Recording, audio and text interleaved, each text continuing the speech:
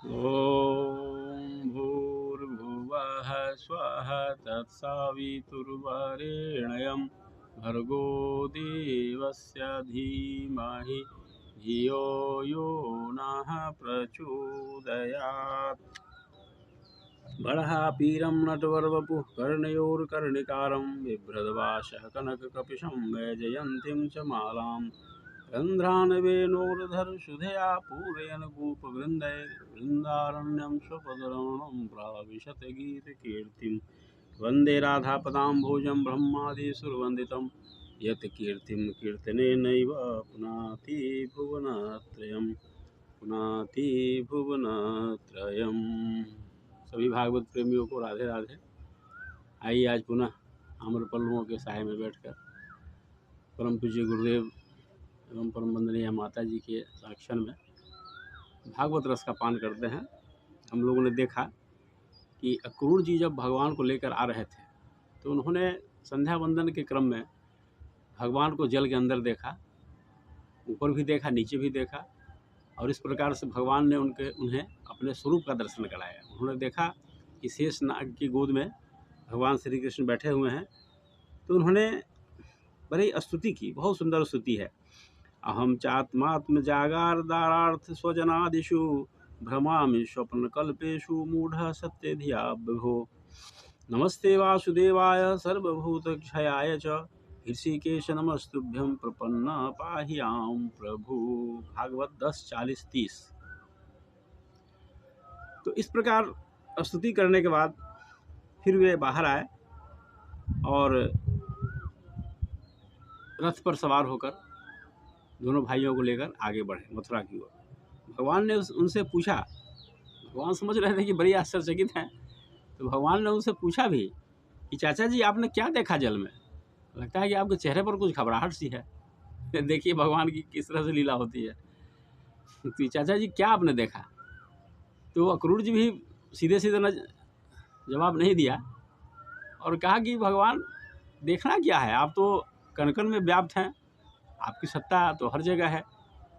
और इस तरह से बात समाप्त करके वे आगे की ओर बढ़ गए। तो समझ गया भगवान ने बड़ी कृपा करके मुझे आप आज अपना दर्शन दिया है। और ये मनुष्य जीवन की सार्थकता भी इसी में है कि अगर हम मानव शरीर मिलने के बाद भी भगवत प्राप्ति का प्रयास नहीं किया, भगवान का दर्शन नहीं किया, अनुभव नहीं किया, और सबसे बड़ी बात कि प्रयास ही नहीं किया, तो फिर इस मनुष्य जीवन का कोई अर्थ भी नहीं है। अगर सही पूछा जाए तो भले मनुष्य को इस बात का अनुभव जीवन के अंत में होता है, लेकिन शुरू में अगर कहा जाए तो लोगों को मजाक सा लगता है। अरे भौतिक उपलब्धियाँ जीवन का लक्ष्य नहीं है, ये तो बाई प्रोडक्ट है, ये तो मिल ही जाता है, इसके लिए प्रयास नहीं करना है। प्रारब्ध में जो होता है वो मिल जाता है।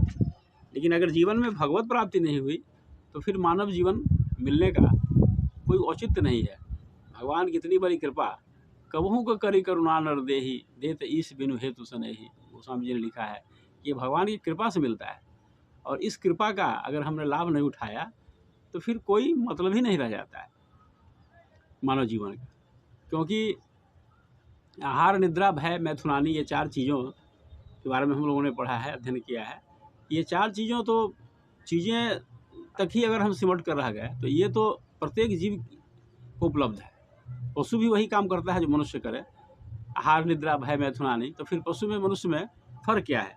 तो अक्रूर जी ने अपने जीवन को सार्थक कर लिया, भगवान की कृपा बरस रही थी उनके ऊपर, और इस प्रकार से उनको लेकर वे मथुरा की ओर प्रस्थान किए। मथुरा में जब वे आए तो वे मथुरा भ्रमण को निकले। तो ऐसा गोस्वामी जी ने भी लिखा है कि जब भगवान राम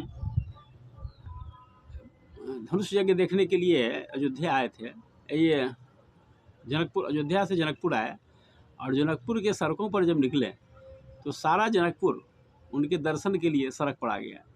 सभी महिलाएं, नारियां सब छत पर झरोखे पर निकल गई। क्योंकि जब भगवत, ये तो जीवात्मा की सहज प्रक्रिया है, परमात्मा की ओर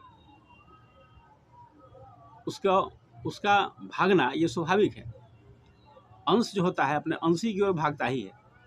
तो सब के सब स्त्री पुरुष भगवान के दर्शन को निकल गए। गोस्वामी जी ने भी लिखा कि वर्णत छवि जहाँ तहाँ सब लोगू, अवश्य देखिए देखन जोगी, देखन जोगी। धाये धाम काम सब त्यागी, मनोहु रंक निधि लूटन लागी। जैसे कोई गरीब दरिद्र व्यक्ति धन लूटने के लिए दौड़ता है, उस तरह से सभी स्त्री पुरुष भगवान के दर्शन के लिए दौड़ करके सब बाहर निकल गए। तो ये बहुत बड़ी बात है, घर का काम धाम सब छोड़ करके बाहर निकल गए। तो यही स्थिति आज हो गई मथुरा की भी, कि जब भगवान मथुरा दर्शन के लिए निकले, मथुरा में आने के बाद तो मथुरा के सारे नर नारी सब के सब सड़क पर आ गए।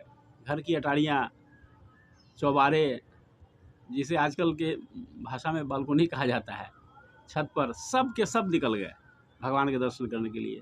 आखिर कौन ऐसा व्यक्ति होगा जो भगवान सामने हो और उसका दर्शन करने के लिए घर से बाहर नहीं आवे। तो ये सब चीज़ था, ये सब पूर्व जन्मों का उनका प्रारंभ था। तो सब के सब सड़क पर निकल गए और ये भी नहीं देखा कि हम किस स्थिति में हैं। किसी के शरीर पर वस्त्र भी है तो अस्त व्यस्त अवस्था में है, इन्होंने इस पर भी ध्यान नहीं दिया कि हमारे शरीर पर वस्त्र ठीक से है कि नहीं है। सीधे लोग दौड़ गए, जो जिस स्थिति में थे वो दौड़ गए। जैसे गोपियाँ भगवान कृष्ण के बांसुरी पर महाराज के रात्रि में अस्त व्यस्त अवस्था में दौड़ गई, वही चीज़ यहाँ भी हुआ।